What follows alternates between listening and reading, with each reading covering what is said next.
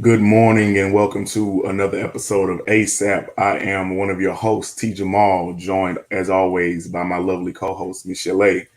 How you doing this morning, sis?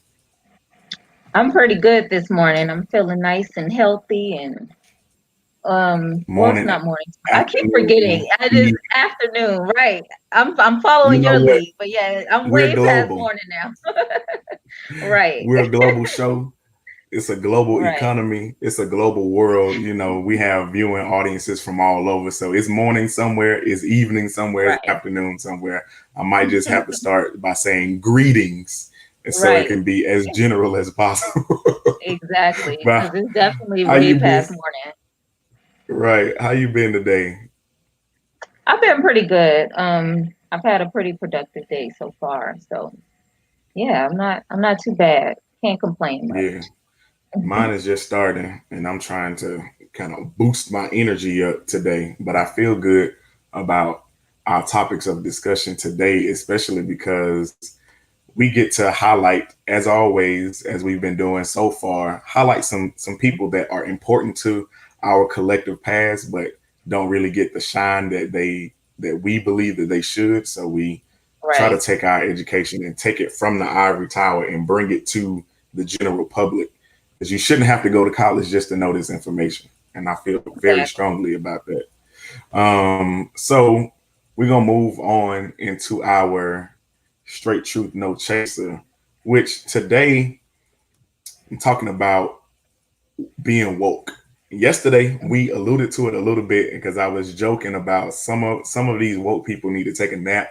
Some of them Right. woke up on the wrong side of the bed, and it's because like when I first started hearing the term woke, it was just another colloquialism for being conscious, of being aware of Mhm. our surroundings and knowing what's going on, and like appreciating that being aware is just the first step of what it takes to become active, to try to combat some of these things that we go through. But I started to quickly see that the so-called woke or conscious people would berate other people who weren't quite there yet. And Mhm. I always approached it from a yet standpoint, right? Right. They don't know yet, because I remember very well a time when I didn't know. It's like I remember being in elementary school and we would have teachers who would just be real strict on children. I'm talking like first grade, kindergarten. And I'm like, Mm. you don't remember what it was to be a child? Like you've removed Right. yourself that far from your own life experience that you don't remember what it was like to be a child. And not Right. saying that people who aren't in the know are children, but just like remembering for yourself when you didn't know this information, remembering Mhm. the person who took the time to be patient with you, to give you the book, to give you the article, to give you the DVD or documentary, whatever it was that was your Right. spark to gain any type of knowledge that's important to you as a black person. Like, who was it that guided you down that path? Because even if you want to know um, on your own volition, you still need Mhm. somebody to help guide you, because it's not like readily available in our public libraries. You got to know Mhm. what to look for to find it. So somebody had to help you along the way. So how is, tearing down people or making fun of people who don't know the way to get them to want to even listen to you? Have you come Right. across that, and what are your thoughts on that? Oh, for sure. I mean, I feel like that's one of the things in these current times when we do need to be making moves. I mean, all of this time we have been, trying to make moves to Hmm. better our situation, but a lot of people are being turned away, um, Right. and discouraged from even, jumping on board when we need everyone to be on board right Hmm. now because of, others being condescending or just negative all around. And I get it. I see it sometimes, but then I also see another side of also, I think a lot of times people are extra sensitive. Not saying so we know that it's a problem. We know those people who are condescending, who, it's like they don't remember when they once, were ignorant about certain facts. But there's also like um it's been like a trend, especially on social media, because we get to see so many people with the same opinions or different opinions than ours. And it's like Mm-hmm. a sensitivity of like, even when someone is trying to give you information that you don't know, it's like, you know, sometimes people just, they don't want to hear anything when it's not popular, because just a couple weeks later, or as soon as somebody else says it who says the same exact thing and in the same manner, you know, people will jump on board. So it's just, I mean, it's a combination of both. But I definitely agree with people who, you know, have that attitude about, you know, well, I know this, I'm woke and you're not, you know. Right. But yeah, Yeah. we I jump mean, in, we don't jump into another a trigger word, something that's become a trigger, yeah. you know, We on we this gonna we subject. gonna dive Yeah. into that. We're gonna dive into Mhm. that. You know, a little bit later, and people Right. who know kind of might have an idea what we're talking about. But I Yeah. wanted to address what you were talking about. Yeah. So it's on both sides, right? It's people who Hmm. just don't feel like hearing about whatever it is you're talking about, no matter how you present it. And then Yeah. there are those people who present it in a way that turns people off who may have wanted to. And so Right. there is culpability and responsibility and accountability that needs to be had on either side of that aisle. I just wanted to make sure that when we do, because it's very interesting, because usually we'll watch a movie.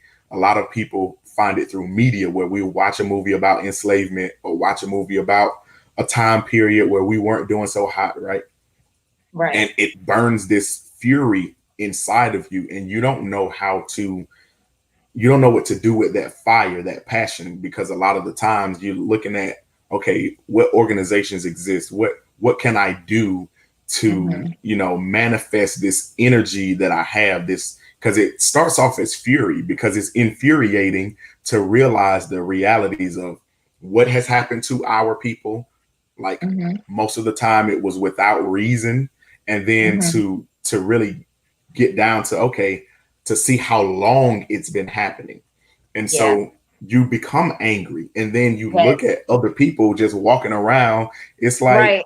you exit the matrix, and everybody around you is still in the matrix, eating the Right. steak that you know isn't real. So you want Right. to throw the plate, you know, you want to throw the plate across the room. But if they haven't been, you know, if they haven't been exposed to it, you throwing that plate across the room to them is going to seem insane. So there Yes. has to be a walk them into it.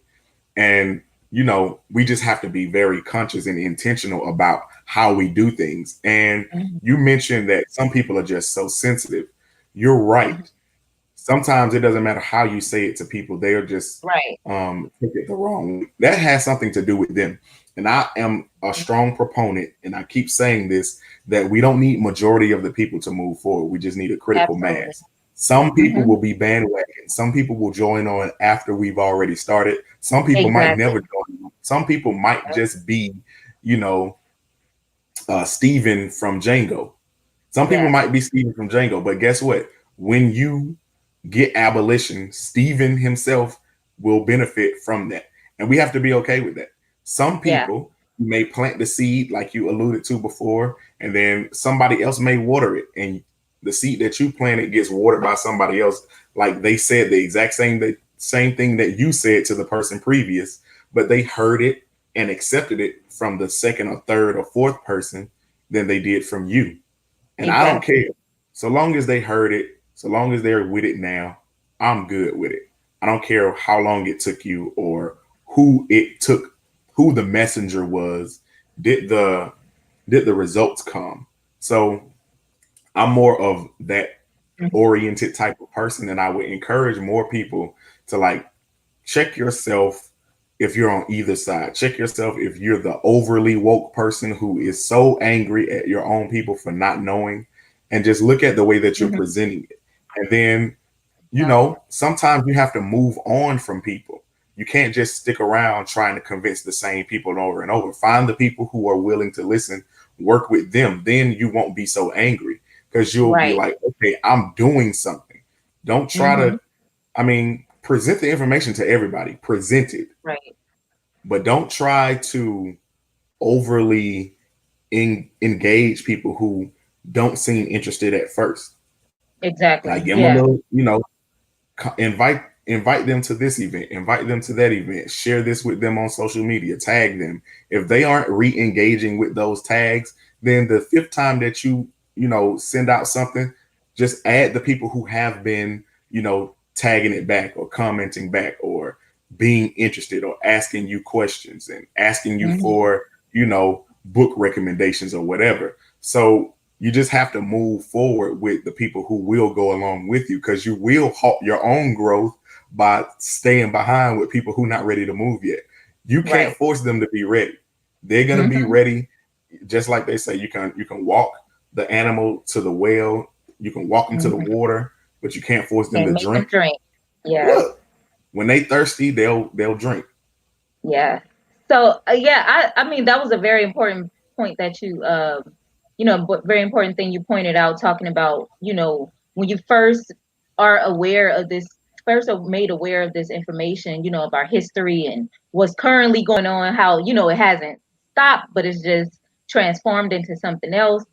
You are angry. And I think we also have to realize, like, I see it with everyone. I saw it with myself. I realized, around college age, when I was becoming more aware and like intentionally learning about things, is not just to become angry, with what's going on, but to figure out, how do we stop it? You know what I mean? Because we have, in order to find a solution to something, we have to know what the problem is.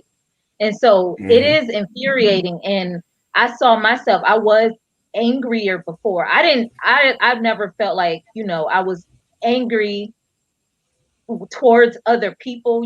I still laugh, I'm silly. I still laugh and joke with my friends. It didn't ruin my life. But even now, I find myself, like, because it is something that I'm passionate about, and I'm constantly talking about it. And so, like, sometimes people have said to me, like, I don't know, something like, in relation to, like, well, kind of like a take a break type thing, or you know what I mean? But it's like, when you're about it, like, it's not like a uniform you take off, or a costume or something that you just peel off, because I can talk about it seriously but not be stressed out in my daily life because of it. You know what I mean? But some people actually live in that anger, and they cannot turn off the anger, angry with what's happened and what's going on, but forgetting how to live life. You know what I mean? It comes Alone. with maturity.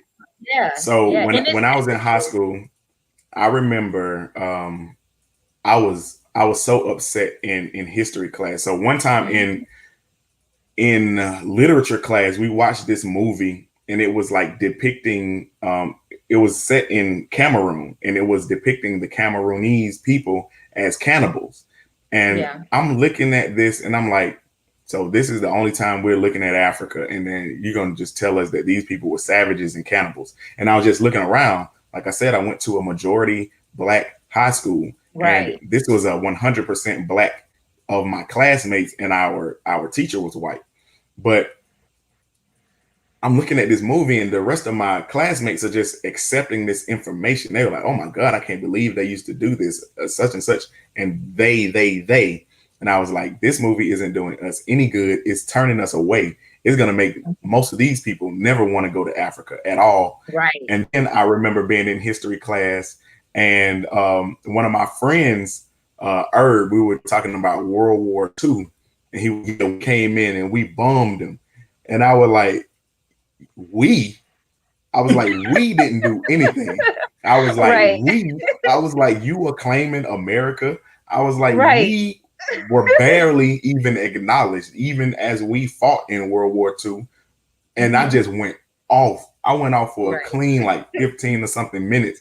And I was just so upset because of that pride that he had in America. And then earlier, when we were watching that video about Cameroon, it was they.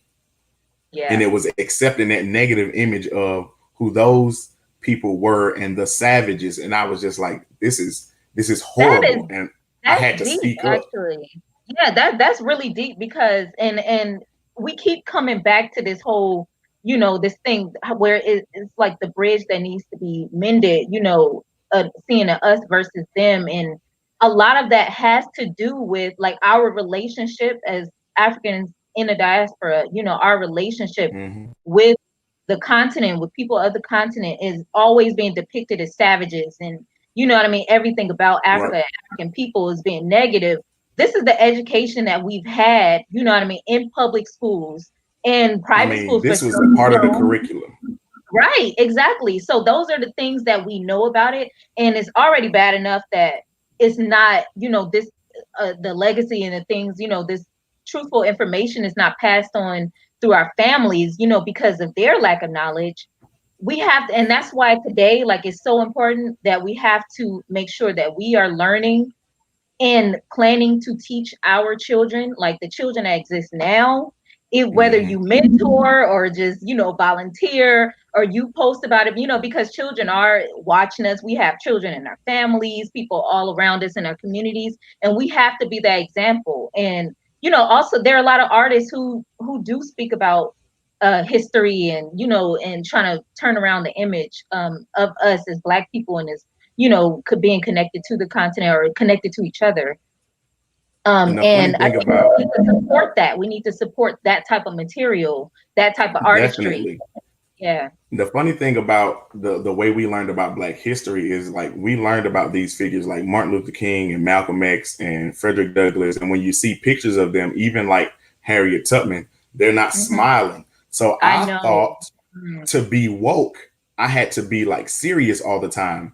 And Yeah. like I said, when we're talking about, you know, developing from that fury that first comes with your awakening to Yeah. what to do with that energy to sustain it, it takes maturity. You have to be in it for a while. And I can tell somebody who's young in their consciousness Yes. because Yes. we all start off angry. And like I said, I had to learn, okay, let me pick my battles. I don't have Hmm. to engage in a conversation with every single person and then Yes. they're not ready to hear it, and then I just end up making my own head hurt, right? I leave the Hmm. conversation. I haven't gained anything. They haven't gained anything. We were just wasted breath because they're not Right. ready to hear what I'm talking about. They're intentionally misunderstanding me. And so I'm like, look, just move forward with the people who are ready, and then you'll be so much more productive. But it was so good, like on Facebook and on social media over the past couple of years, you'll see pictures of Martin Luther King like playing pool and laughing, or you'll Right. see like pictures of other people looking silly. I need to Yeah. see my Yes. legends and my activists looking silly because at that moment, I remember I was like 18, 19. I thought, Hmm. okay, let me get all of my, you know, silliness out in high school because by the time I Yeah. get to college, I'm going to have to be all the way in. I got to be all the way Yeah. serious. I'm not going to have time to play. I'm not going to have time to joke. And I was boxing myself in to what I thought being an activist was or being Yeah. conscious was.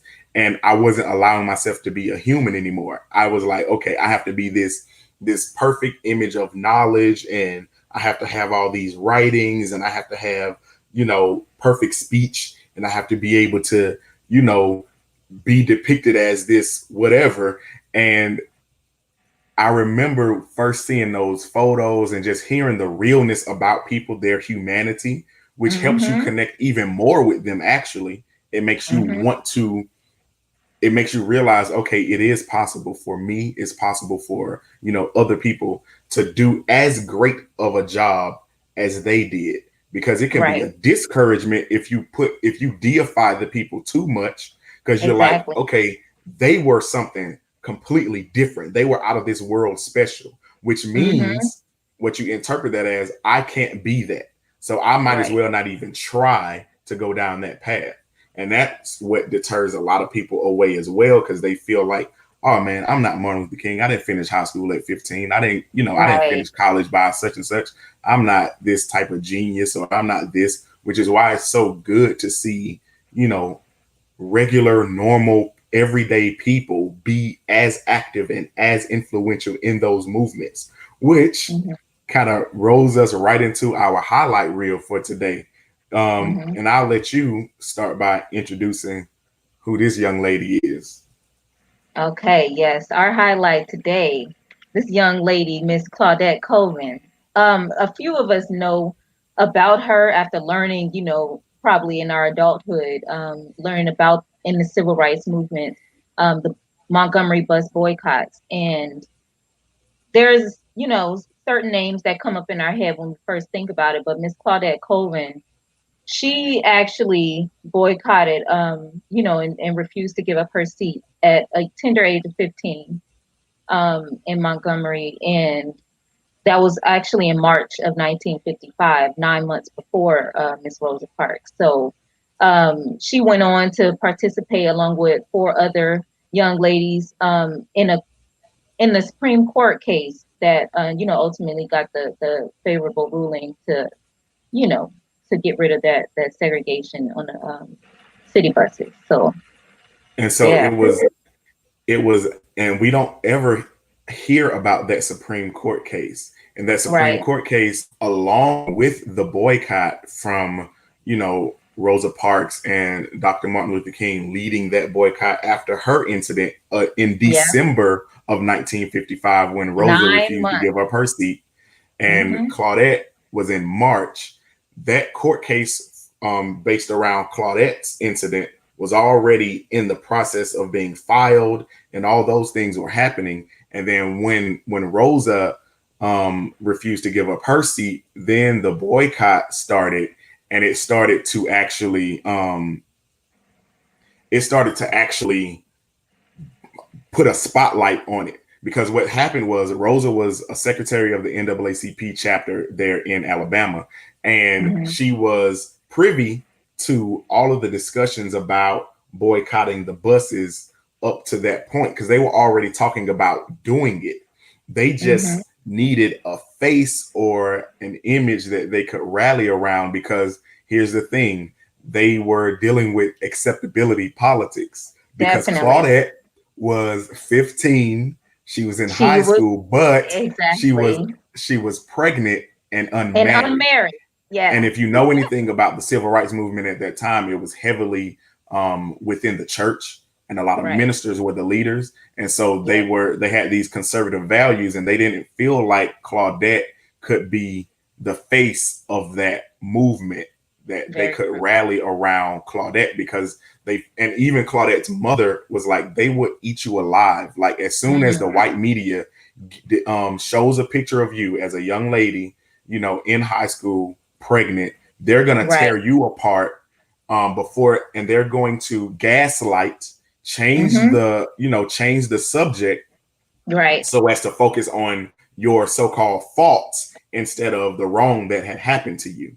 So Right. when Rosa refused to give up her seat, they was like, okay, this is a working woman. She's married. She's a member of the NAACP. She's a member of the church. She's somebody that people know and respect in the community, and she's an older woman. So Right. if it happens to her, we can rally around her. We can make her the face of the movement. And Mm-hmm. so both of them were just as important, because that's strategic. And you may be like, oh man, they kind of dissed Claudette and pushed her to the Yeah. side. True. Yeah. However, they knew that this inciting incident, we needed to be able to control that narrative. And it was, Absolutely. and to be able to not allow them to distract our own people from what the real conversation was, we needed somebody that we can actually to rally around. and Right. and they and it was an inciting incident. So we call this show ASAP, the Afrikan Social Activism Playbook, and it really goes to what the social activism playbook is about. And it's really about inciting our own incidents so that we can control that narrative and make sure that we carry out the plans that we have to get to the results and the solutions that we want. So this Right. would be a prime example of an offensive play, of us taking the lead and actually being in the seat, in the driver's seat of, okay, this is what we're going to do, this is how we're going to plan it out, and this is going to be exactly how we strategize our plan of attack. Because like I Right. said, people don't know about Claudette, but her case, her Supreme Court case, is the one that actually was made the decision to say that bus segregation was unconstitutional. It was Right. that, along with the publicity of the boycott, you know, that made this a national story, that made this Exactly. so much more engaging. And Right. so I want to make sure that we give, you know, credit and honor to Miss Claudette Colvin, because I Right. didn't learn about her until I was well into college. And so Exactly. I wanted to make sure that we expose people as early as possible to her and her contribution. And Miss Colvin is actually still alive today. So She shout is out to you. 80. Yeah, she's 80 years young. You know, she's still Right. living. And yeah, that was really just deep how you just you talked about that the respectability, and thinking about at the time of those leaders doing the work. They knew, you know what I mean? Like, of course we don't favor that, you know what I mean, especially as younger people now, and we like, Mm-hmm. no, forget that, get out of here with that. But we had to realize it was also part of strategy, because they already knew they would be dismissed, if they came with a unmarried pregnant 15-year-old. And so, but Mm-hmm. let's talk about that though, because even today we still see a bit of that acceptability and respectability politics, and how even people who are, who will say they're like martyrs, of today's movements and marches and things, the victims, really the victims, they can't even be martyrs Right. sometimes. They didn't choose that, their lives were ended too soon.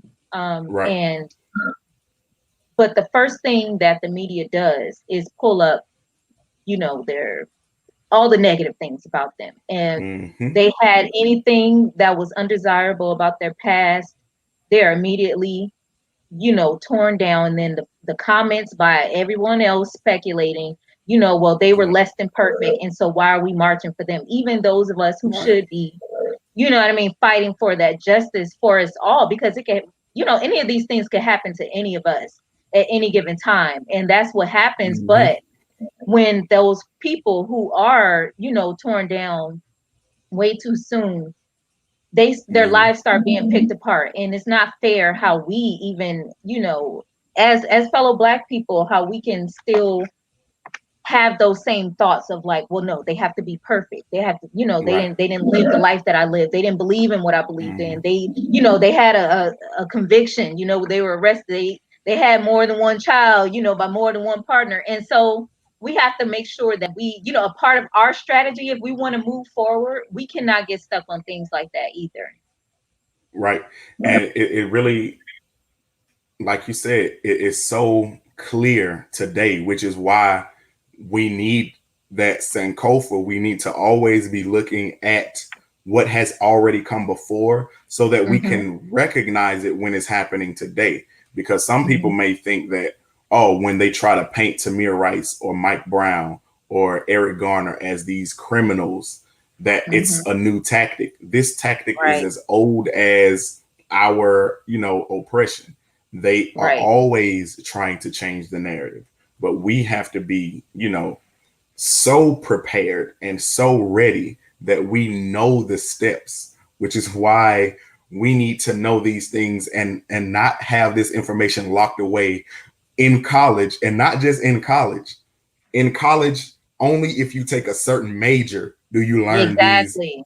Like, come on. And it's not Yeah. just important for Black people to know this information, because so Mm-hmm. many white people could benefit from knowing that these things have existed, so that they won't sound so stupid and be late to the party with saying ignorant things like all lives matter when we're talking Yeah. about Black lives. Like, Right. that's not the conversation. And a lot of the times, a lot of those people, if you talk to them and sit down, they just didn't know. They really Mm-hmm. didn't realize. And like I said, it takes maturity to be, conscious and still have empathy for those who in the Black community aren't conscious yet and aren't ready to know. And even Yeah. those in the white community who will try to debate you and try to invalidate your points. The best way to debate them is to have all your ducks in a row, to know their Right. argument better than they know their own, to know Mm-hmm. exactly where they're going to come from, and be able to dismantle it from the inside out. So, and Right. understand that as white people, they have been just as colonized and their minds have been, curated to believe exactly what the power structure wants them to believe, so as to not create any type of mass movements. That's why they hated the white freedom riders, because they Right. knew as soon as you get white people on board, then they have the privilege to go to other white people and actually get some things changed in a system that is benefiting them. So Exactly. if you keep them ignorant to the truths about what we're dealing with, then they will always fight against us, even though they're wrong. But if you know how to present it, if you have your argument so tight, you got your information and your facts on deck, there's so much more that you can do. So I wanted to just, again, before we move on, just give honor and respect to the name of Claudette Colvin, the Honorable Claudette Colvin, who was an integral part in ending not only just bus segregation, but this sparked the entire civil rights movement and the way that it was carried on forward. And so I want to do our Monday morning quarterback and deep dive a little bit into Rosa Parks and the actual bus boycott. So, like I said, the Monday morning quarterback is when we leave the field on Sunday, we go into that video room and we look at, okay, what plays worked, what didn't work, and how do we engage in reinventing the playbook, the things that were functional, and then, removing out the things that weren't so good. So we know that 9 months later, after Claudette refused to give up her seat, Rosa Parks did the same thing. And I want to make note that neither one of them were actually sitting in the white section. Right. Yeah. They both were sitting in the colored section. Yeah. And Exactly. it was the fact that when the bus got crowded, they wanted Black people to move from their own section to get up and give white people a seat, and then they would stand. So just imagine, they wanted a pregnant young lady to get up and give her seat to somebody else. And they wanted another woman to give up her seat to some man. And it was just, ridiculous. So that's one thing. And then let's talk about the boycott. I always love talking about boycotts because in today's age, we see these boycotts that try to get done over social media. And it's like, don't buy anything from anybody for this whole day. And it's like, that's a novel idea, but that is not how a successful boycott is structured. It took months for them to plan this boycott. Because remember, the boycott was being planned prior to Rosa. Go ahead. No, yeah. And talk about the strategy, the planning, like you said, it took months. It took, people, it took certain people having expertise, you know what I mean? And they had people in law, they had people, in different areas to see these things through. And how long did the bus boycott last? It lasted over a year, 381 days, but we went today, and I'm not gonna, criticize too much, on what people call themselves doing today with boycotts, or what they think is boycotting.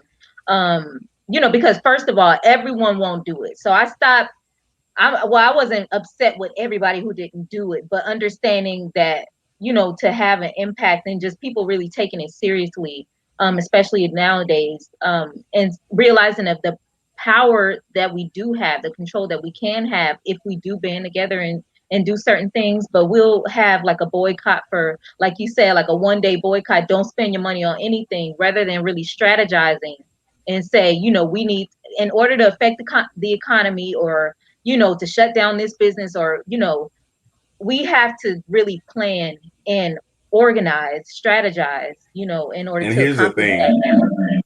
Here's one thing that gets missed about the bus boycott. They weren't boycotting the bus and the taxis and any transportation in the city. They weren't boycotting the buses and the clothing stores. They weren't boycotting the buses and the grocery stores. They chose which industry they were going to boycott. They focused and zoomed in on that one industry. And then they also had like real to life backup plans. So, okay, what are the alternatives? If we have, elders who need to go to work, they Right. found people who had a car. They strategized and planned carpools. They Yeah. also knew, okay, who lives close to their job. All right, these people will walk so that we can free up the people who are traveling a little bit further to be a part of the carpool. And then when they had the media coming, they were like, okay, so on this day, everybody is going to walk so that we can catch it on camera to, tug at the heartstrings. It was all Right. strategic. It was all very well planned out. And that's the point that we need to take from this whole thing about the strategy behind it.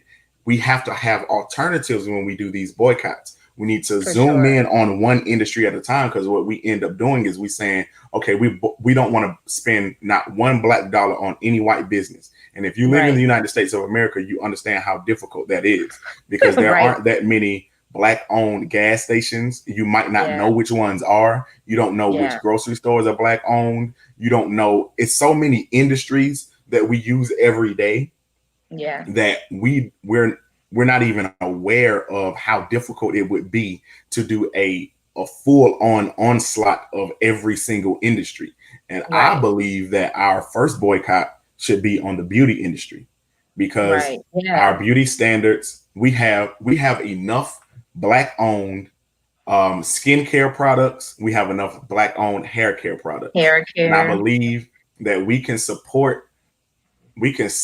a timeline of, okay, we're only going to support black owned skincare and hair care products. And I Right. love those industries specifically because it's our aesthetic that we're controlling as well. We Yeah. are fighting back against their beauty standards, that the European beauty standards that we've been trying to live up to, or that they've been trying to compare us to for all this time. But when you look at it now, it looks like our beauty standards are the ones that people are chasing. But Yeah. we have enough hair companies, whether it's people who actually own weave distribution.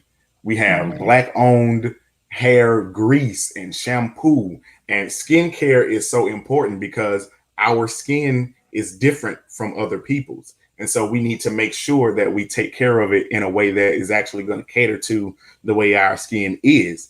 And I Hmm. believe that doing a successful boycott in the realm of the Montgomery bus boycott would be to focus on one industry at a time. Commit is going to take sacrifice. And Definitely. it's called the Montgomery bus boycott, right? It's not called the Hmm. Alabama bus boycott. It's not called the Montgomery and Mobile and Birmingham bus boycott. It was one city. So, and that one city's boycott changed things for the entire nation, The right? whole nation. So Yep. we don't have to try to do this huge onslaught. Like I keep Hmm. saying, we need a critical mass. We don't need everybody, because everybody isn't going to be able 30%. to do it. Everybody isn't Hmm. going to be able to do it. And choose a city that is actually able to commit, something that's small enough in a community where everybody is in relation with one another and everybody can actually commit to it, and just have enough media. We have access to social media now, so we can curate the narrative the way we want it to be seen. Now, we're not going to Hmm. give you all the secrets away here on this platform in Right. public, because like I said, we have the social activism playbook in actual written form being Right. developed. And Hmm. Michelee and I are working on getting that out by Labor Day.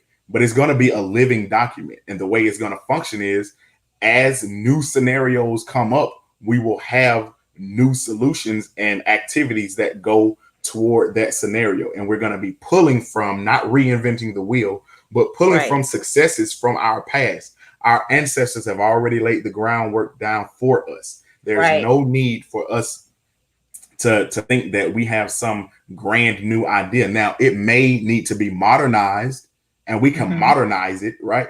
We can suit it up to be, the 21st century version of that activity, but Yeah. no need to reinvent the entire wheel or feel like It's we're doing it, already because done. sometimes. Yeah, it's already for it. It's already there for us to see exactly what we Mhm. need to do. But like you were just touching on, how we boycott now and different industries and things that we can affect right now. And I wanted to just touch on, I spoke on it a little bit, and I was having a little conversation, with people, especially now. I've been very intentional over the years, and been especially encouraging people around me, who I'm directly in contact with. I've already been intentional about supporting Black businesses. When I do see there's a Black business, a Black company that supplies this, that I know I rely on, I use every day, such as like True Detergent, who a Black owned laundry detergent. I've been literally, I lived overseas, and we've been buying it, ordering it in advance, to not, because it's so easy to go. I can go right down the street and buy any washing powder, detergent that's down there available at the corner store, wherever. But when we have to be intentional about supporting our own, and we know that we have to, like we talked about yesterday, cooperative economics, and understanding, in order to build our communities up, in order to have an impact and have a foot in this whole thing, we have to understand that we have to support each other. And one criticism I do have of like current day, when I see people doing boycotts of large brands, or certain companies and materials, is that in order to support Black businesses, we need a reason to not support another business. And I want to just say, like, it's annoying. It's great that people get finally get the attention, and things like that. But we have to also think as individuals before something happens, before there's an event where someone's being discriminated against, or they didn't represent us the right way. We have to think for ourselves. How can I, you know what I mean? It has to be intentional. How can I do better and contribute to our collective situation? How can I help build up our economy? Because in order to affect change, like our elders did, back in civil rights, and even before that, they understood they needed to affect change, like to affect the laws, because they didn't go around changing white people's minds, like, oh, let me love you so much that they understood, no, I need to get this law in place. And that's how we got change. And even today, we have to do what? We have to build up our economy to, like lobbying and stuff. Like, we need money for that stuff. We are in positions to where more of us are making money. We have so many millionaires and, thousandaires, at least whoever, whatever money you're bringing in. We have to be intentional, like to add on to our, just pull in all of our resources and like intentionally build up our economy. And so, to support year round, not just in one event or Black History Month. Yeah, and like you were saying, we shouldn't have to be mad at a white brand to support Black brands. We should be doing that already. And the fact that, we allowed, a brand like FUBU to just go out of style, right? Right. But Gucci, I've never heard anybody say, oh, Gucci played out.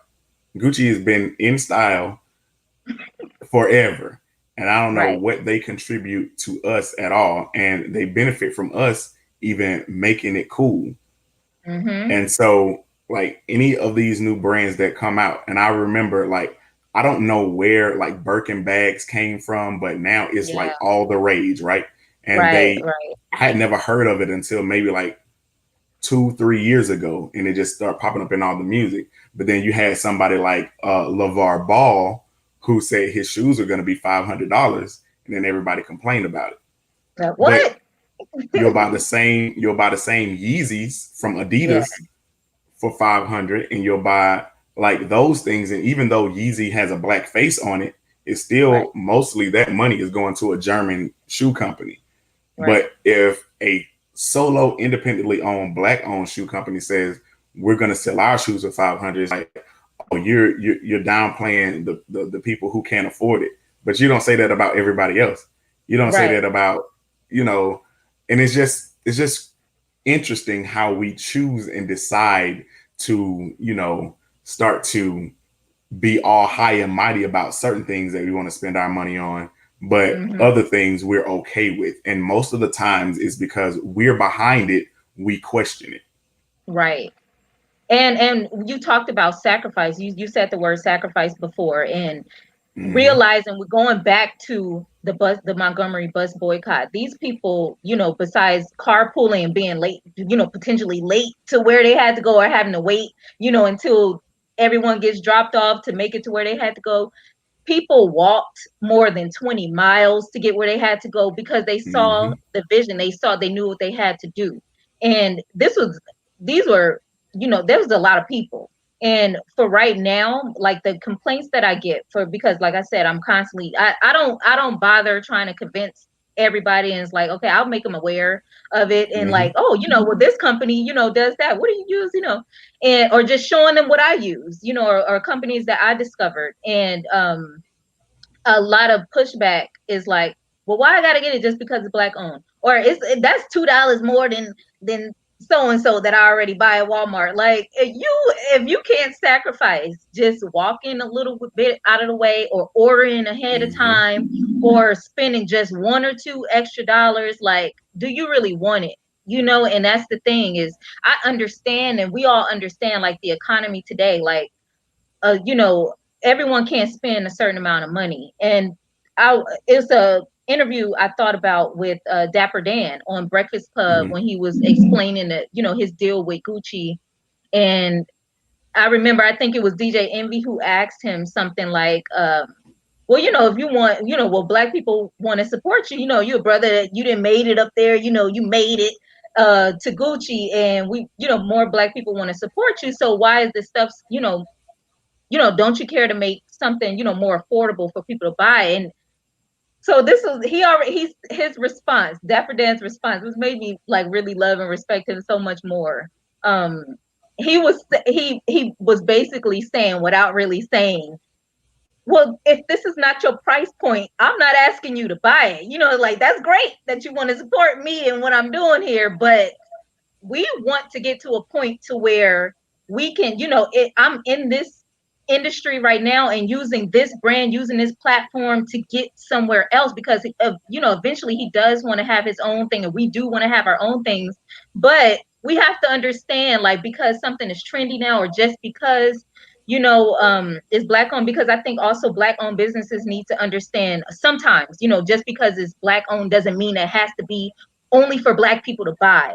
It's Mm-hmm. great that we get, more advertising. We see a lot more with because Black owned businesses will most likely showcase Black people in their ads and stuff like that. But we can't get mad at those Black owned businesses who are also advertising to other people, because we need their money too to grow. Other people don't only advertise to their people. We can see, like, even when we look at like the Aunt Jemima and the Uncle Ben's, they have that on the box.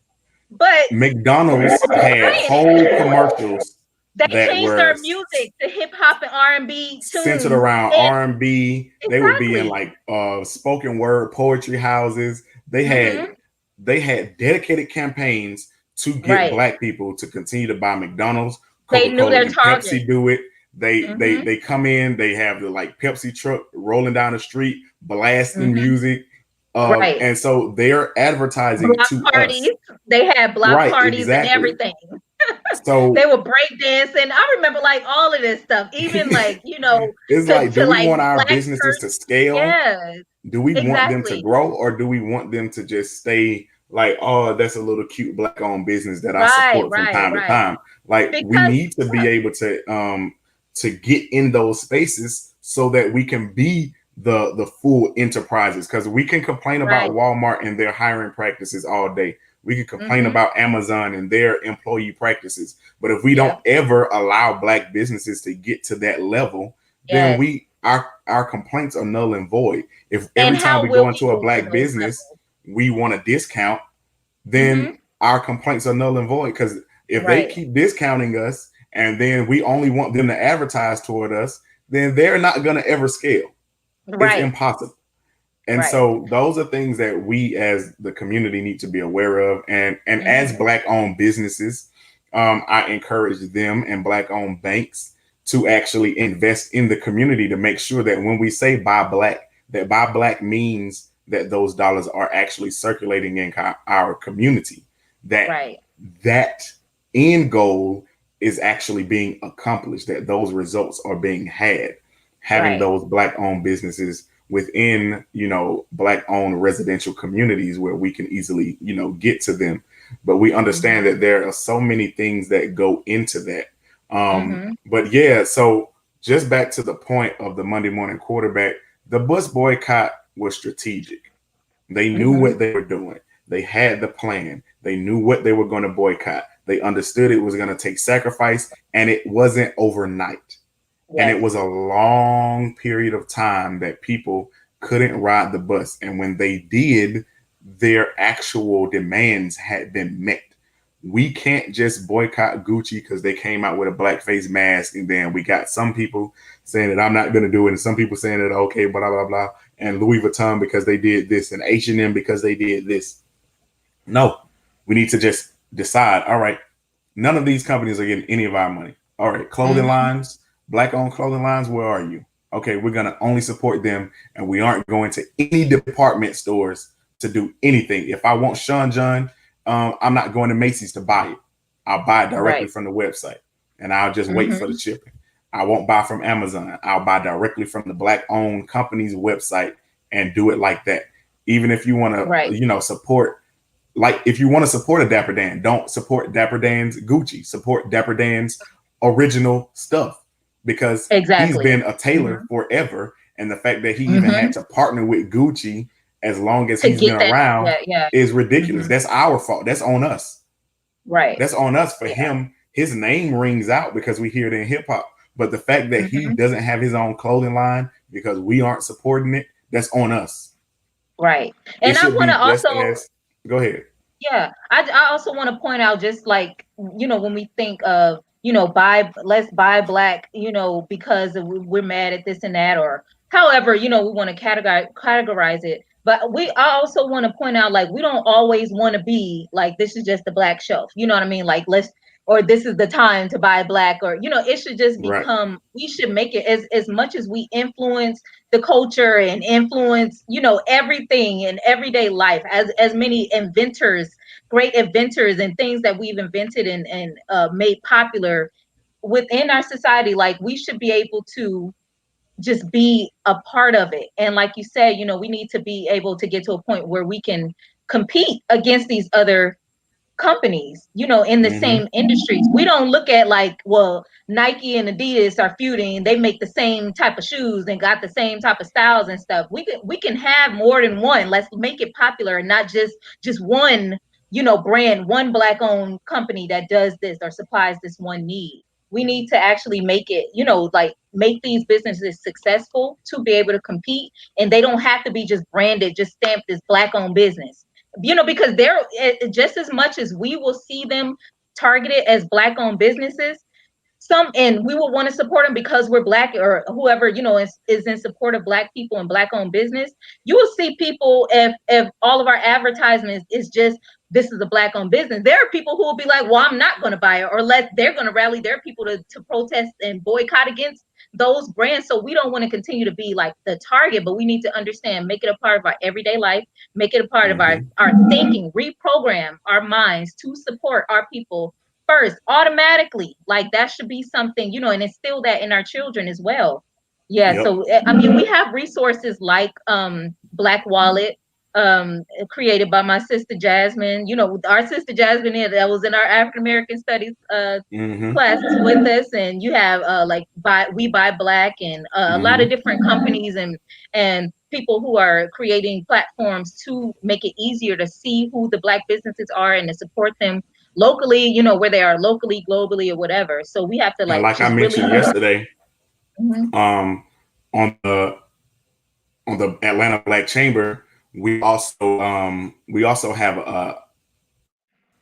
a list of Black owned businesses in the Atlanta area, as well as, because it's people who move to Atlanta all the time, so their businesses may be they may be physically in Atlanta, but their business may be based in other places as well. So that list of businesses is also a good way to just start.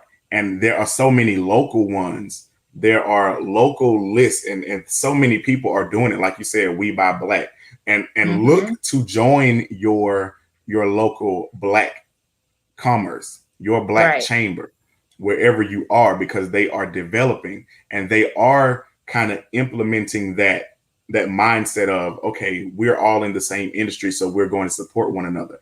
You know, we all do arts. Okay, we all do marketing. We all do, political. We all do medicine. Let's kind of rally together to support one another. And then start to share, okay, I offer these services, you offer these are your strengths. So just like when you go to the doctor, if that's not their specialty, they refer you to another specialist. Right. They don't say, okay, let me try to learn that specialty. They know somebody else specializes in that and you need it. So they're going to refer it to you. And so it's a collaboration. We can do the same thing in Black businesses. We can start referral programs of, okay, I know this person, one of my clients is looking for this thing. I know that you specialize in that thing. So I'll refer my client to you. I don't feel like I'm going to lose anything because, they understood that I was confident enough in my business that I referred them to somebody else. So they'll come back to me because now they trust, if you do a good job, now they trust my word. They trust my recommendation.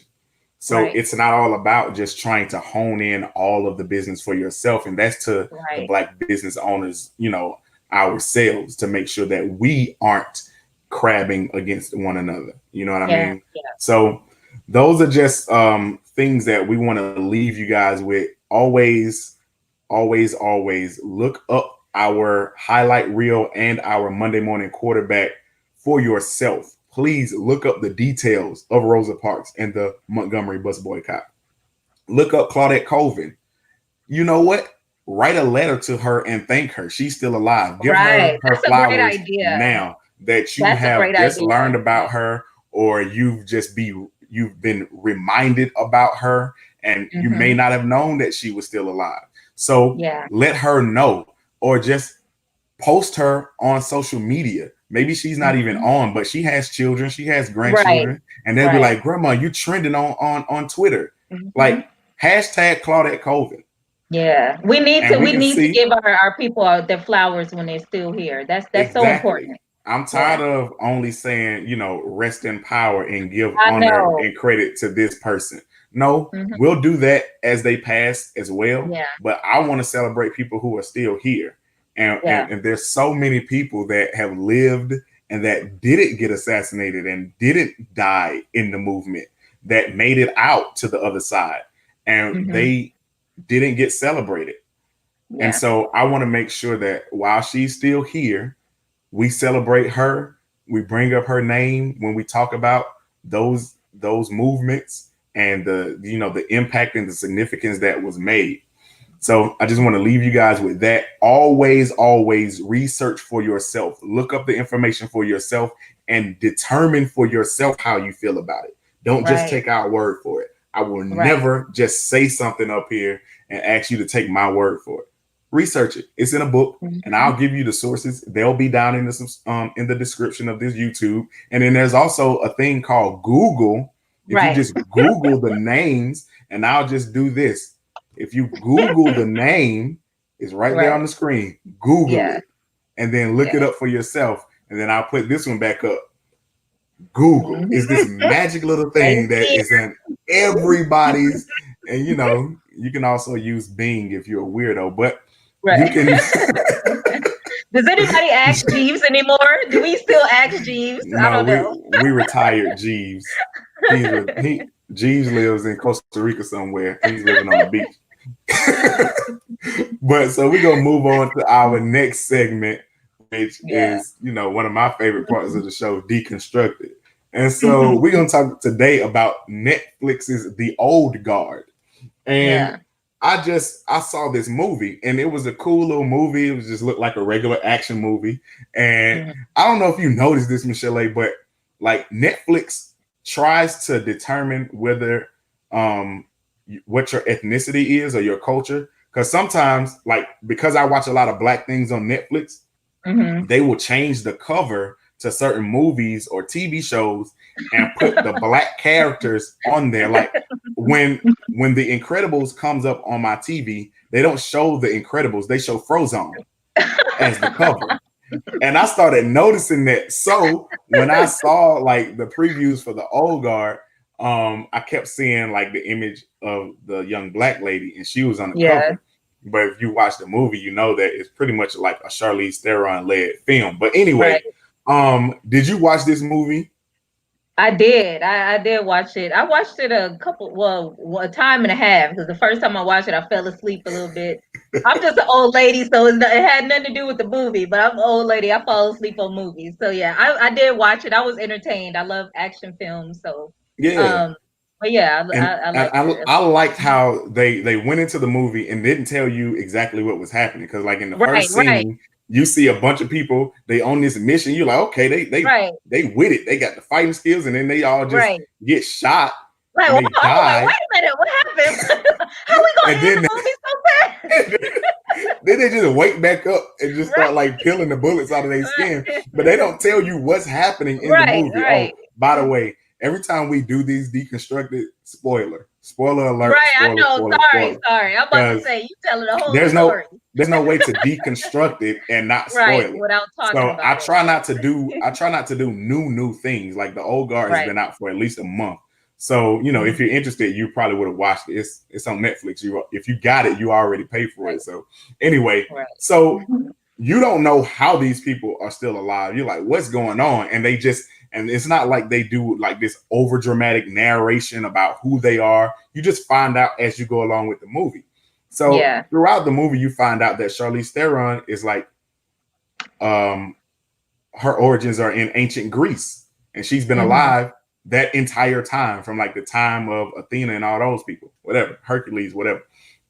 And then you find out that two of the people who were with her, they've been alive since the Crusades, and they were actually on the opposite side of the Crusades. And then, you know, found out that they couldn't kill each other, and they just became close. And then one guy was from like Napoleon era France. And then there was this Asian lady who was from, I don't know, probably like, was a guy named Genghis Khan era, China and Mongolia. Probably. They don't really go into too much detail, but I would assume that it was some type of ancient Chinese, you know, period of time. And it was just interesting. Like, and then they run across this black lady. She's a Marine, and she gets killed, and she comes back to life. And so they recruit her because they kind of, I guess they have some type of forethought. They can feel when another one is about to develop or whatever it is. So they find her, and she's an immortal. And I'm like, okay, so this movie is going all the way back to Greece, ancient Greece, and they have immortals that date back to then. But the first black immortal that is depicted in the movie, from what I saw, is this black lady from Chicago. And I was like, it's all good. I love that, you know, they had, especially like the first American is a black American woman. That was dope. Yeah. I appreciated that. But what I didn't appreciate is that it seemed like they were wiping away elements of significant points in African history. Because I was like, all of these people, from what they've explained, have had a big piece to do with like how history moves along and how certain incidents get resolved. And so I was like, so from ancient Kemet to the Dogon to the Yoruba to the Mali kingdom to Songhai to all these kingdoms, you telling me that nobody from ancient Africa was, you know, significant enough to be an immortal, you know, in the confines of this, you know, world that they're building. And so I just had a problem with it from that point forward. I was like, okay, I like the movie on the surface, but you know, this is a problem. This is problematic because it goes back to what we were talking about in the previous two episodes. The depiction of Africa is just missing. It's missing in a lot of our media, and it's because we don't control the narrative. We aren't writing it. And then even when they try to include us in their, you know, diversity pitches, it's mostly starting our history in the times where they were relevant, where, you know, Europeans were relevant to our history, whether it was them aiding us fight against their oppression or them oppressing us, but nothing prior to their influence at all. So I want you to talk about, because you said you did see somebody in the film that was depicted, but you tell me what your thoughts were, because you hadn't even looked at the film in that light until I brought it to your attention. But go Yeah, I ahead. hadn't actually, because when I saw the the newest immortal Mm-hmm. that popped up, I saw that, my head went to automatically, well, I hear people in the boardroom, well, we need inclusion. So Right. black woman, black woman in America. And so I'm like, Mm-hmm. okay. So I saw that they were trying to, include, do that, add that in the movie. But I saw one other part. It was when Charlize's character was, it was one other guy when they started talking about how they basically can expire. And Mm. so, yeah, it was one. I saw one black guy who was apparently amongst them, when she was still alive. And that was her first time realizing that, that they can't expire. So I'm Mm. wondering, well, now since you broke it down like that, I'm wondering like, well, are they? Because I did find that funny once you brought that up about, all of this time in history, all these different battles and how history is being shaped and stuff. Why we only see one person is just now, 2019, 2020, they pop Right. up.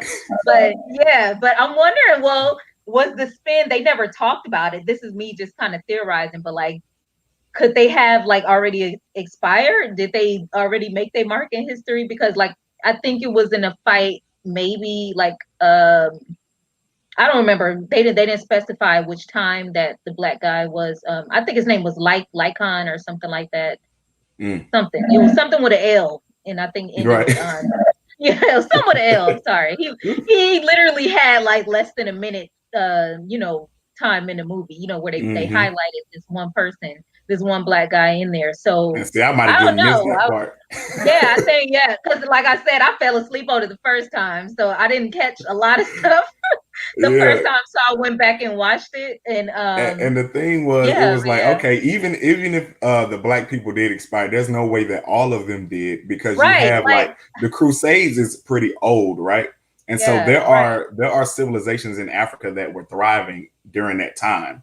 And so mm-hmm, it should have been somebody, even if it's not all the way back in Kemet, and let's just say your right, boy Lyle or whatever his name is, yeah, yeah, Lycan, was like it, like supposed to be from ancient Egypt, right? Or like that Ethiopian, that Nile River Valley. Let's say he uh-huh, did expire because he predates, that Greek society. But then mm-hmm, there's nobody from like the Mansa Musa era. There's nobody from, that true, Timbuktu era. There's true, nobody from the Hannibal era, the Morocco, right, that North African era. Like I just can't buy it. So mm-hmm, you know what I mean? Because they had Charlize Theron, who's European, that's Greece. You had yeah, somebody representing France, that's European. And then the other guy who was on the other side of the Crusades was also European. So that's three European time periods that they identify as significant points in history to mm-hmm, have an mm-hmm, immortal. They had one yeah, Arab who was on the other side of the Crusades, and then you had one Asian. And so it's mm-hmm, just, sometimes when you're writing these stories, if you're European, I'm not blaming the European because they write their right, stories the way they write their stories. right, right, I'm right, just bringing light to it because we as Black people don't always catch that stuff.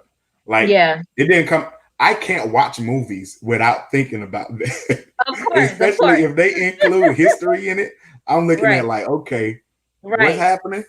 Who did what? yeah, And how yeah, long? Okay, but you didn't include these people. right, Okay, right, I got you. I got you. What you trying to say? You trying to say we right, didn't exist? yeah, And it's real subtle that they just exclude our existence yeah. prior to a point in date and Because time.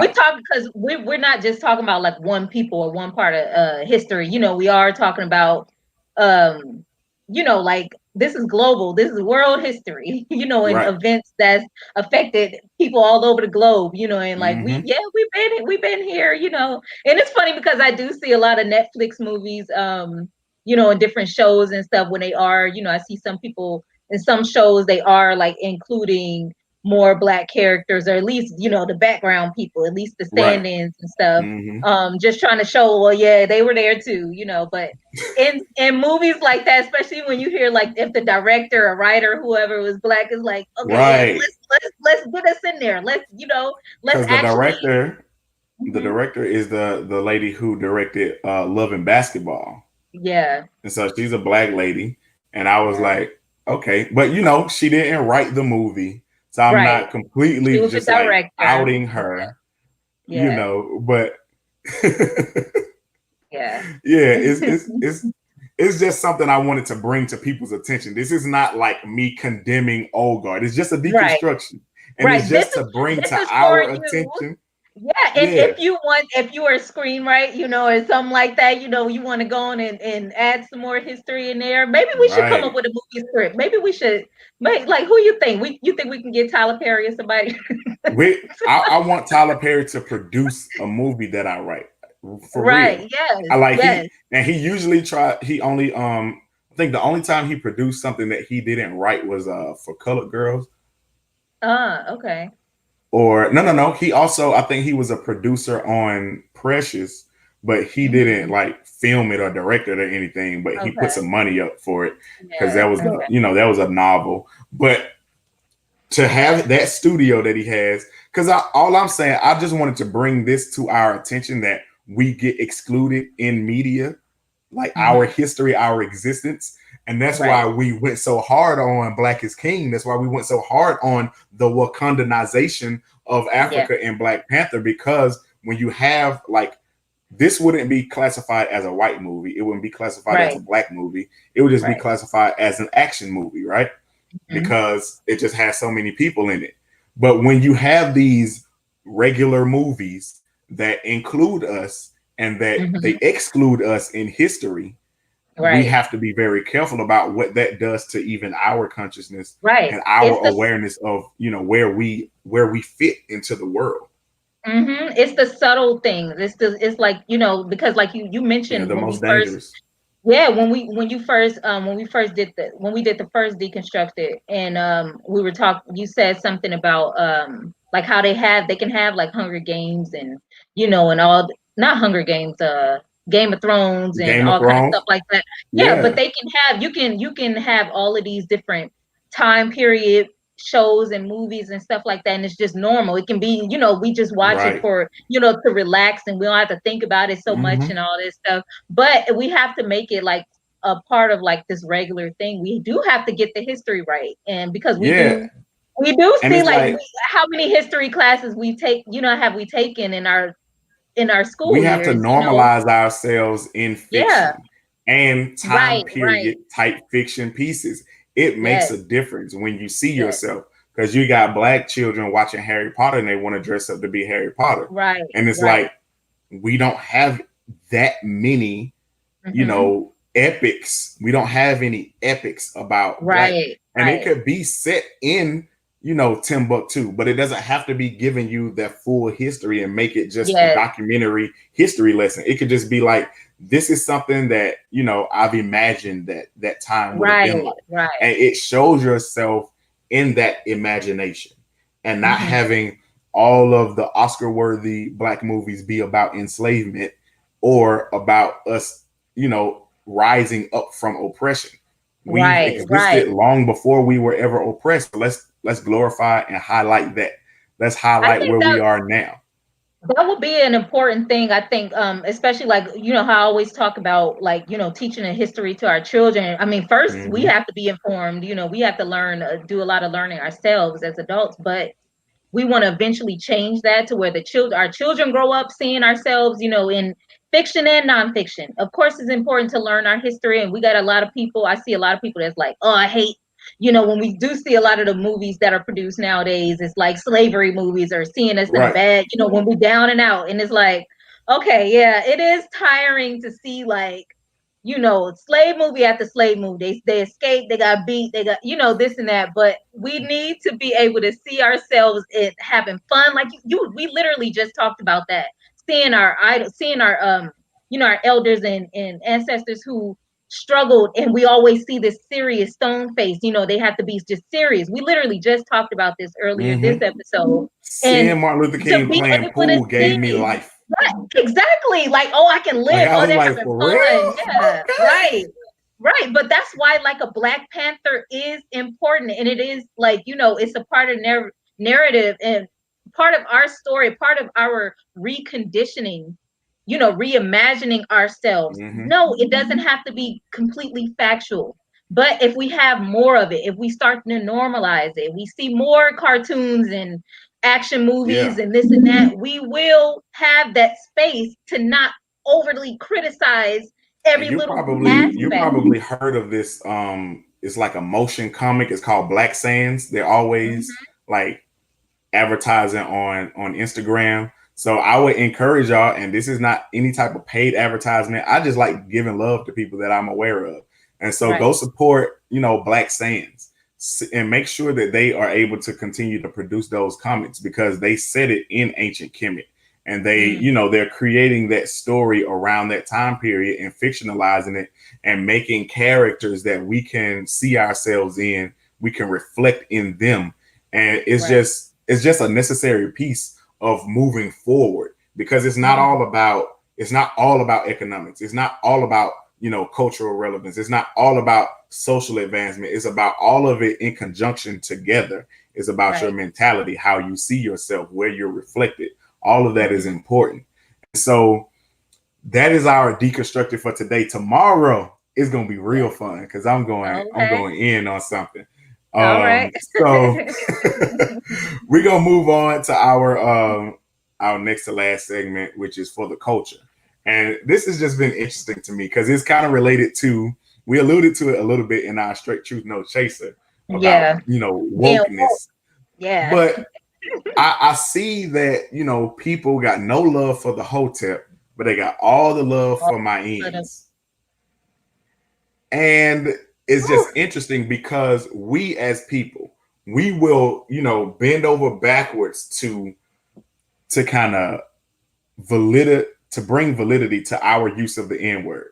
Me Yeah. personally, I used to use it so much. And Yeah. it was like, I was assigned a paper in high school to either defend or to defend why not to use it.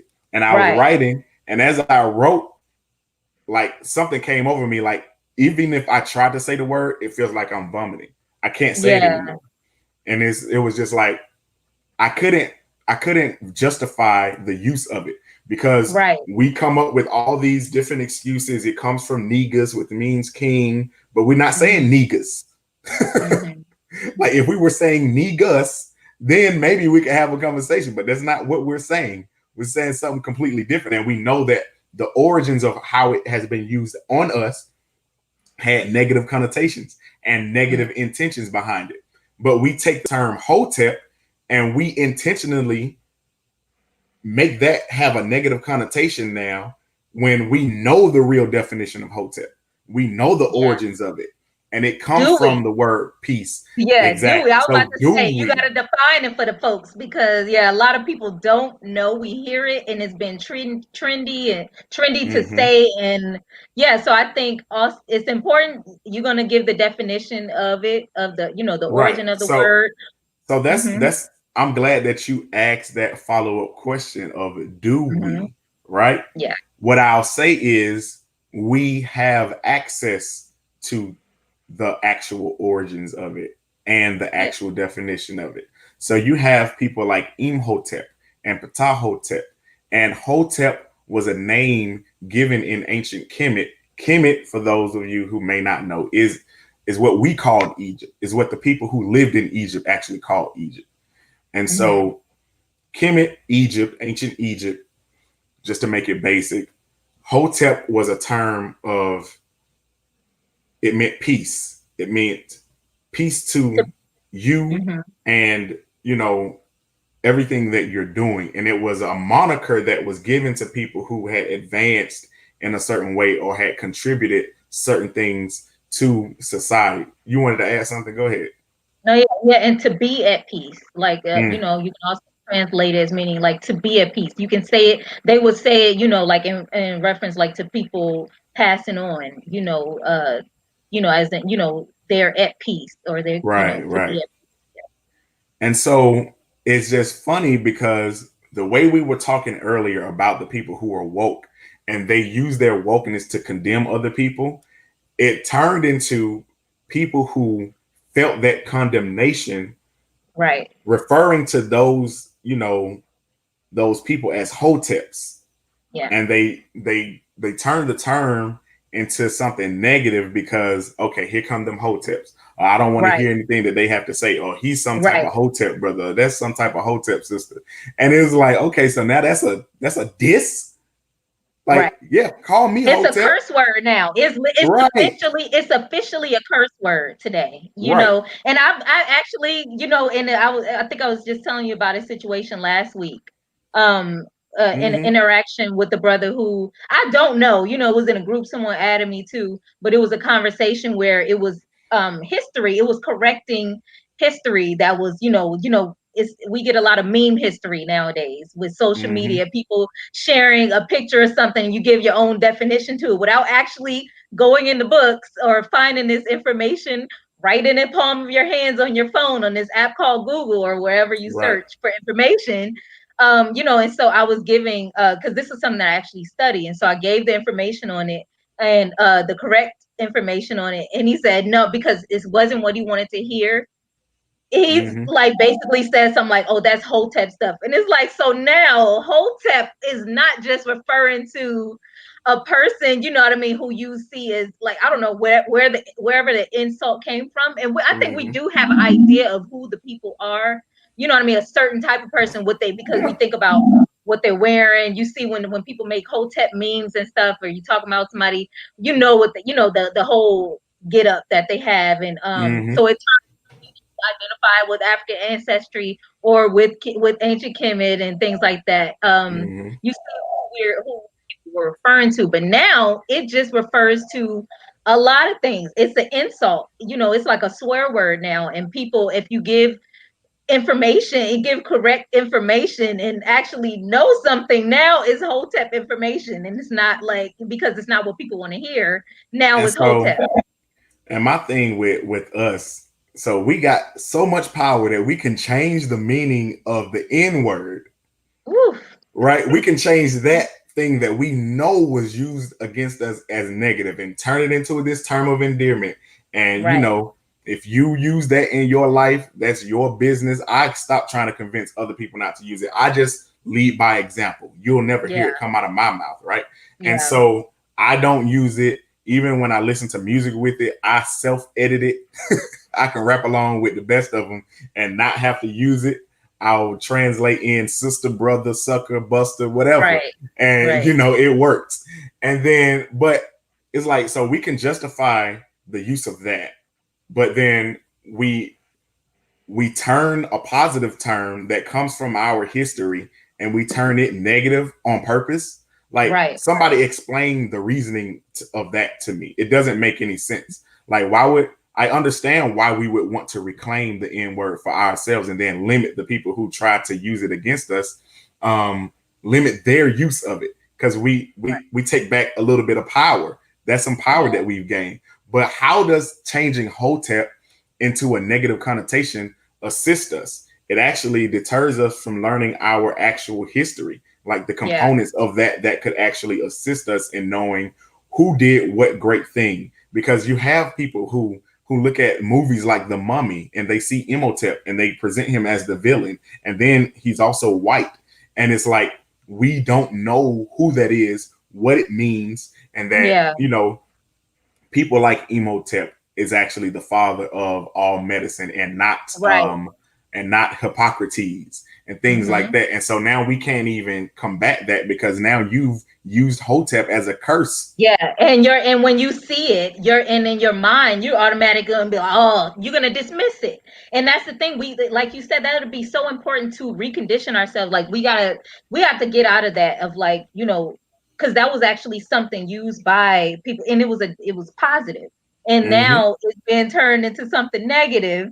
And like I don't know. This is so weird to me though, because like I said, the definition, people are saying it as a diss, but not even knowing where the diss originated. And so like, what are you even referring to? Right. You know what I mean? Because like I said, there are certain people who I thought when I first heard the term come around, I'm like, okay, I wasn't calling them that, but I see the type of you know, with the type of speech and things like that, because certain attributes and stuff, you know, certain behaviors and certain things that, you know, that people say and do It's to because where people classify people them as that. people are people, first of all, right? Right. So we need to stop deifying people and we need to stop demonizing people and just Yes. humanize people. Then you Yes. can accept their flaws and Right. their good points all in conjunction, and you don't just tear people down, because when you put them on a pedestal, they fall further. And I say Yeah. that to say that you have people who enter any industry and they can corrupt it. You have, I would say, generally, most people who enter any type of ministry, whether it be, Christian ministry, Muslim ministry, Judaism ministry, ancient, like traditional African ministry, if you Right. are a religious person, I would say majority of the people who enter those industries are, genuine. Mm-hmm. But then there are people who will see that as an opportunity to scam people, right? Yep. And Yep. get over, because that is a trusted industry. That is a Right. trusted entity that you trust with, this is the religious forefather, so I can go to Right. them. And then you have people who will take advantage of that. The same thing with this wokeness. You have people who will see it as, okay, this is an opportunity for me to get over on some people. So I present myself as a conscious person and then get over on people. And so Yeah. it's just bad when we take the minority who aren't genuine, and then we start to paint with a broad brush over everybody who Mm-hmm. is genuine, where the majority Right. are genuine, and you have experience with the minority who aren't, and they're saying, oh man, don't trust these people because they'll Yeah. get over on you, because Yeah. one or two people saw it as an opportunity to get over on people. So we can't allow them to just dictate how we look at everything and everybody Right. in that realm. Right. And we already have an issue with, like we talked about before, with, With not trust. trusting each other. Yeah, Yeah. we automatically don't believe, you're gonna doubt what's with what was said, and that's people who have actually professionally studied things, and they're actually telling you the truth because they learned the truth, that they know it, they've done the work, the actual research, and we still don't trust them until maybe somebody else says it, or becomes the popular thing to believe at the time. But yeah, I mean, I think it's also, well, kind of tying back into what we were talking about being woke and stuff. I see a Mm-hmm. trend of, like, even as it relates to the current events with dealing with COVID and things, and people just being doubtful, they are just skeptical about everything. They don't believe a lot of stuff, even with history. I was talking about meme history on social media. We have so many people sharing, half truths, or just straight up, just Lies. missing, yeah, just lies, straight up lies on, about a lot of things. And we're not respecting history. People are not respecting the sciences, like, even, but I think that's also conditioning, seeing our Mm-hmm. position in society and seeing how much we've been lied to. And like we talked about earlier, with being woke, becoming aware of all of the, things we've been told that are false. So now a lot of times Right. people who consider themselves woke or whatever, they are also not believing anything that they see. So now I can't even see, my hand is right here, but nope, that's not a hand. That's not my hand. People will not even believe what's right in front of their eyes, or not trust Yeah. any type of science. But they're also not seeking that knowledge for themselves. Like we just talked about, you can't even look on you can't do a simple Google search to find out, at least find out where you can find this information for yourself. You know what I mean? Because a lot of times, especially where we see a lot of voices, there are a lot of voices, a lot of influencers, a lot of news Mm-hmm. sources and stuff like that. So you get a lot of people's opinions infused with the truth, or, mistruths also added in there. People rather turn to YouTube to learn Right. something, or read somebody's think pieces on something, rather than actually finding information. So we have to be aware of, like, this woke. Are you really getting, are you waking up, or are you just being convinced of something? You know what I mean? Right. Are you becoming aware of something, aware of actual information, of truth? Or you just, because then a lot of those people become that hotep, those people, Mm-hmm. because they'll be so strong. And then, like we talked about earlier, also, of being angry and being passionate about those things. So you're going to be, those are the people, I think, who are perceived as that hotep type, figure, like how people use the word as a derogatory term, but And there are ways to, to make that energy productive. Like, that fire is necessary. That initial right, anger, it makes all the sense in the world. But if you know anything about anger, it's not a very sustainable emotion. It's right, something that's very fleeting. You can't hold on to it, and you can't do much with it, because you might end up, harming yourself with that type of energy. You have to understand, okay, what do I do with this momentum? How do right, I continue to make things better? How do I educate people? How do I inform other people? Not biting down on, your own people. And so I just wanted to just say again, we need to really question ourselves and how we curate our narrative. Like, okay, no love for the hotels, all the love for my ends. Like, let's just think about that, because that's so ironic. And I know, presenting it like this, it was just so interesting, because we did the same thing with both of these terms. We flipped right, their original intention and, made them one negative and one positive when they were the opposite. And so I just want to know, like, where do we go from here? Because I want to reclaim Hotep. I'm taking it upon right, myself to reclaim Hotep, to let people yeah, know the real meaning of it and the actual love that is supposed to come behind it. So yeah, from both entities, from the entities that have turned it negative and the entities that were demonizing or, condescending people, so that it was even able to turn negative. I want our woke and conscious community to be more conscious about how they are presenting themselves and be intentional about, what we do with that information that we have and how we share it, and to make sure right, that we pass it along in a responsible, um, and meaningful way. So it moves along into the next thing that we always talk about every day, and that's how we actualize African unity. This social activism playbook is about putting things into action. It's called ASAP because we need to do it like yesterday, right? yes, We got no time to waste. immediately, Right. And so it's the African Social Activism Playbook, and it is going to, so through this platform of the show about the social activism playbook, as well as the actual book itself, is going to give you scenarios of what we currently deal with and different options of how to deal with those things. And you'll have things based around your personality traits, your strengths, your abilities, your level of right, influence, and still be able to be active. You don't right, have to be,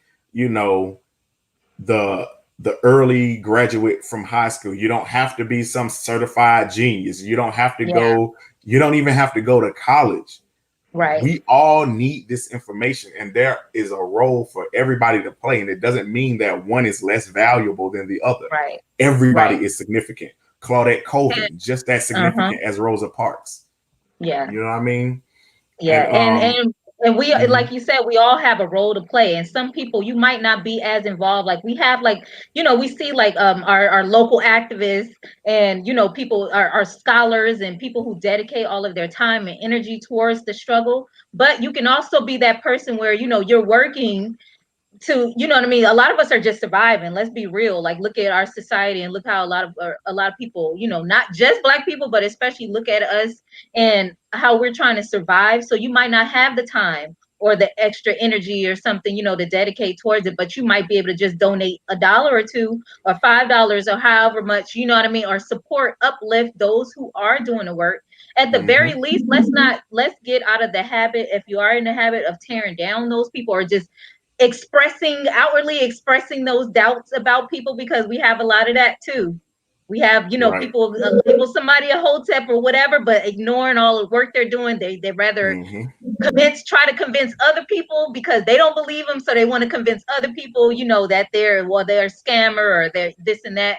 It's just a lot of reconditioning we have to do, and yep. understand, like, we do all have a hand in this fight. We gotta, you might be a person who can donate financially. You might be a person with influence, so you can help convince people, or you might be able to volunteer. You might be an educator. You know what I mean? You're somebody's sister, brother, aunt, uncle, mother, father, whoever. we all have some type of way to contribute to this, to Right. I mean, just everything, to our to the struggle of all of us, and to, you know, in our everyday life. So I would just implore people to go visit the website, follow us on Twitter, Instagram, Facebook, and see all the things that we'll be doing. We'll be actually starting up our community assessment meetings virtually, just to be mindful of the pandemic, but there's still community and economic development that can be done virtually. So we're still building toward that. And Mish, tell them about what you do and where they can find you. Well, yeah, you can find me on my social media, I guess IG or or Twitter, that I'm barely on right now. I just started back up, but you can follow me at Michelee the Maker. And yeah, I need to start tweeting more, to just be in touch with people. So if you just have any, I guess I have to get friends again. I don't want to call them followers, but I guess friends. I need to get some more friends on Twitter, I guess. But you can also find me at mishmashworld.com, where I sell my handmade goods. I'm updating with some more products and stuff, you know, soon, very soon. So that's where you can find me. Yeah, so we appreciate you guys for tuning in. This has been another episode of ASAP. We will see you guys the same time, same place tomorrow. We appreciate you guys. Peace.